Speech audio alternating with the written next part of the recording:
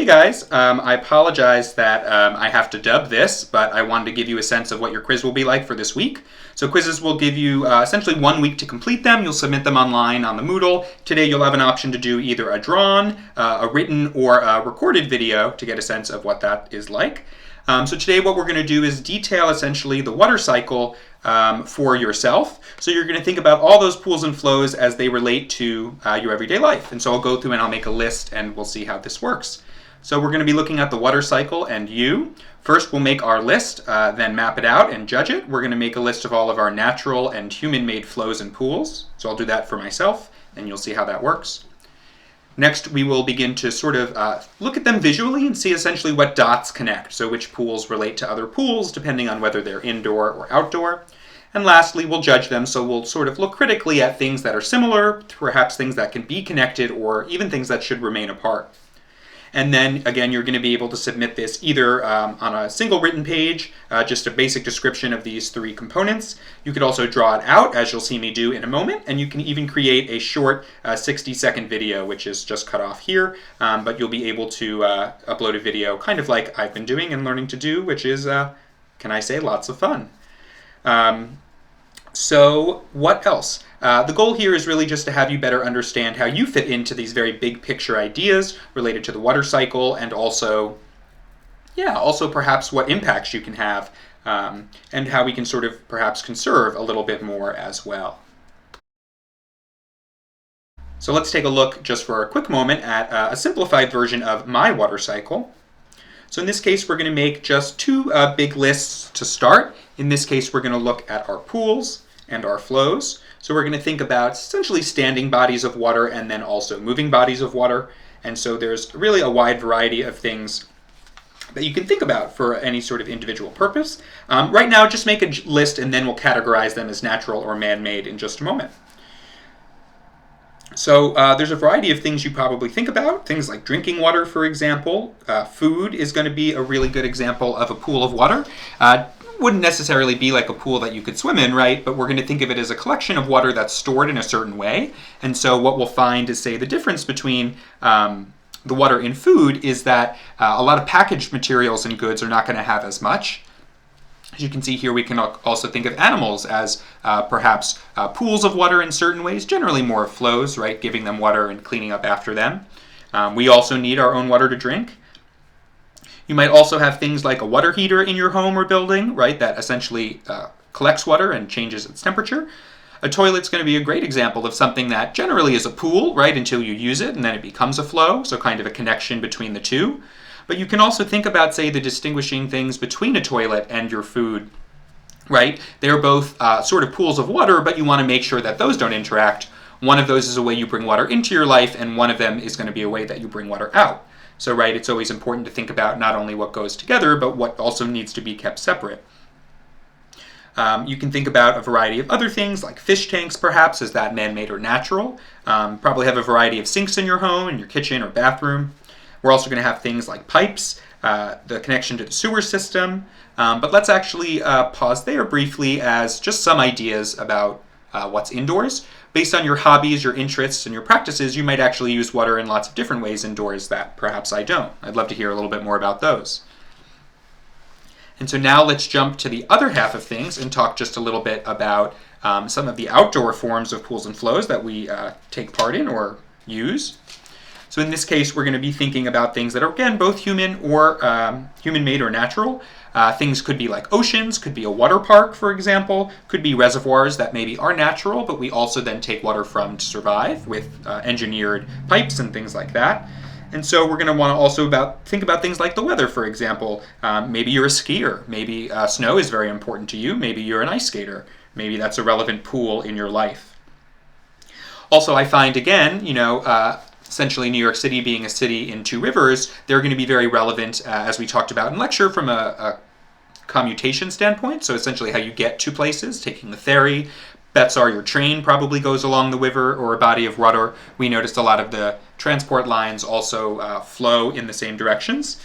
So those aren't examples of necessarily directly relevant flows like the Hudson River, right? It's not like I'm drinking from there, but nevertheless my route every day would follow that. Also going to want to think about your hobbies, your recreation, things related to travel or jobs. And we're going to want to make sure, of course, to also delineate whether each of these is going to be a pool or a flow. And so we can think, for example, of, say, a very fancy hotel, which might be on the ocean, but also have, say, a recreational pool right off of the water. We want to be careful about those either touching or not touching in certain ways. I don't know of many saltwater pools except for, say, on cruise ships, but you can imagine that they probably treat the water at a resort, and so you wouldn't want that to come in contact with the ocean. Similarly, the saltwater you would want to keep away. So now let's do just a simple mapping exercise. In this case, we're going to create sort of categories based on either something being a pool or a flow. And then you're welcome to do it either based on indoor or outdoor, or you could also do the distinction being human-made or natural, though that will become a little more challenging. And so now what we're going to do is essentially group all of these different dots or these pools and flows based on whether they're indoors or outdoors, right, to see whether some sort of parallel one or the other. And so in this case, what do we have? We're going to go back to our list. Let's take our 4 for the indoors and outdoors and break them down. So in this case, we'll take the rabbits and put it into a flow. We're also going to take the toilet and the food, and we're going to put it in a pool. And we know the definitions are a little bit flexible with these things, and you can be a little bit creative depending on how they actually interact with your life, right? A houseplant, for example, might be a good pool of water, but it's still going to affect how much water you use, for example, and also the water perhaps in the air within your room. So some things might be perhaps within 2 categories or more in one than the other. So looking now at some of the outdoor pools and flows, in this case we're going to have some of those large natural features like oceans and reservoirs and lakes.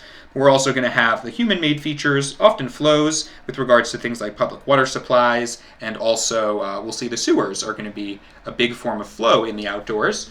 They're going to collect a lot of that water that we don't know what to do with, and perhaps even become a little bit overflown.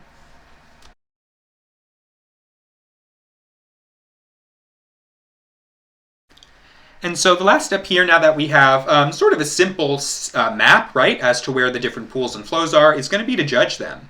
So there's a couple things you can do here. You can look at what's working well, what doesn't work well, or similarities between different things. So for example, we talked about how toilets and food are an example of pools of water, but they're very distinct. We also have, say, the difference between a recreational pool and an ocean in terms of a pool, in terms of treatment of water. But let's talk just for a second about something we haven't included yet. In this case, it's going to be, say, a laundry machine. So you can imagine that a washer is going to come out with a bunch of water at the end. That's going to be having soap in it. It's going to be having dirt and other things, contaminants. And while we wouldn't want to, say, drink that or shower with that, we can definitely use that, say, in our toilets as what's known as gray water, in part because it's literally gray, but it also contains these things that aren't fit for potable water or drinking water. And so we could imagine, say, connecting something like a laundry machine to something like our toilet to help reduce the amount of water intake, right? It's kind of recycling or repurposing that water. And on top of that, that's really what you're going to do. Come away hopefully with one gem or one idea that you didn't see before. This could be within an individual box, across 2 boxes like I have here. And remember, you're more than welcome to do a better job artistically coming up with, I guess you could say, a design for how your water cycle works. What I'm hoping is that you'll take water from 2 different areas in your life, be it necessary water, things like with your toilets or your sinks or your washing machines, versus maybe, say, something recreational you do, and think of a way to conserve a little bit more water, or about as a way to perhaps use the natural landscapes or land settings in ways that aren't sort of depleting, right? We want to make sure that our water cycle is also balanced and thus can contribute to the renewable cycles that we have. And so just to sum it up again, you guys are going to be doing 3 things for this quiz. You are going to make a list of all of the pools and flows of water in your life. You will categorize them either based on their indoor-outdoor or human and or naturally made. Then you're going to come up with some sort of visual relating them. This could be a grid like we have here, or it could just be a nice, more visual map. And the last thing you're going to do is come away with either a critique or a suggestion based on either how you could improve your water system, conserve water within that system, or perhaps even just an analogy between 2 things that you didn't see before. And so you can do that in a written page. You could draw it out, single sheet, just sort of a nice visual of these things, or you can do a little video and get to explore how much fun it is to have to redub things when you don't do it right the first time. Enjoy.